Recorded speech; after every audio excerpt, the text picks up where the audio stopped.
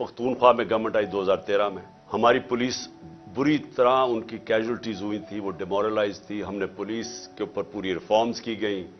IG Durrani साहब को हमने यहां से लेके गए मरहूम, वो आए वहां, हमने पुलिस को रिफॉर्म किया, पुलिस कमांडोज की ट्रेनिंग करवाई, पहली दफा पुलिस कमांडोज को डेवलप किया और उधर से फिर फाइट बैक हुई और पख्तूनख्वा की जो पुलिस थी वो फिर खड़ी हुई अपने पैर पे।